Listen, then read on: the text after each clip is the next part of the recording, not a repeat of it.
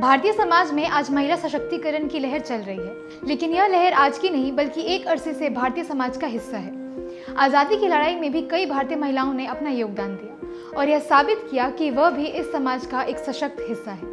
आज़ादी की लड़ाई में अहम योगदान देने वाली कुछ महिलाओं में से खास थी भारत कोकिला सरोजिनी नायडू।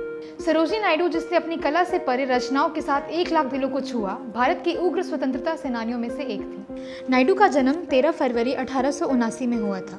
उनके पिता अघोरनाथ चट्टोपाध्याय एक वैज्ञानिक और शिक्षा शास्त्री थे। स्वतंत्रता सेनानी, कवयित्री और देश की पहली महिला गवर्नर सरोजिनी नायडू ने बचपन में ही अपने हुनर का परिचय दे दिया था। अपने बचपन से सरोजिनी नायडू एक साहित्यिक कौतुक थीं और हिंदी, अंग्रेजी, फारसी, उर्दू, तेलुगु और बंगाली में कुशल थीं।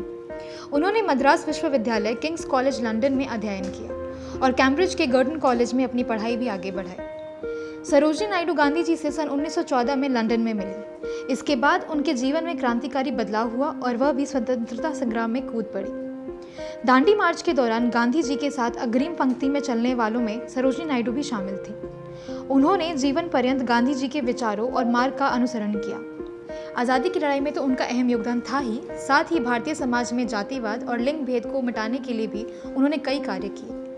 इतना ही नहीं, नायडू भारतीय स्वतंत्रता संग्राम में बेहद अहम योगदान देने वाली विचारों से एक कवयित्री भी थी। ऐसे में उनका ख्याल हमेशा आज़ाद रहे, लेकिन आज़ादी के बाद देश को एक बेहतरीन मुकाम तक ले जाने के लिए उन्हें एक विशेष कार्यभार दिया गया। उन्हें उत्तर प्रदेश का राज्यपाल नियुक्त कर दिया गया। उत्तर प्रदेश विस्तार और जनसंख्या की दृष्टि से देश का सबसे बड़ा प्रांत था।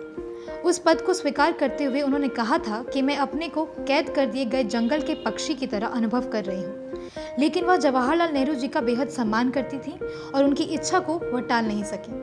आखिर में नायडू ने महिलाओं के बारे में कहा था, जब आपको अपना झंडा संभालने के लिए किसी की अनावश्यकता हो और जब आप आस्था के अभाव से पीड़ित हो, तब भारत की नारी आपका झंडा संभालने और आपकी शक्ति को थामने के लिए आपके साथ होगी। और यदि आपको मरना पड़े तो याद रखिएगा कि भारत के नारित्व में चित्तौड़ की पद्मिनी की आस्था समाहित है। अंततः सरोजिनी नायडू की मृत्यु 2 मार्च 1949 को लखनऊ में हुई। आज सरोजिनी नायडू भारतीय समाज में महिला सशक्तिकरण का वह चेहरा है जिसे सभी परिचित हैं। धन्यवाद। ऐसी तमाम वीडियोस को देखने के लिए बने रहें नेशन लाइव के साथ।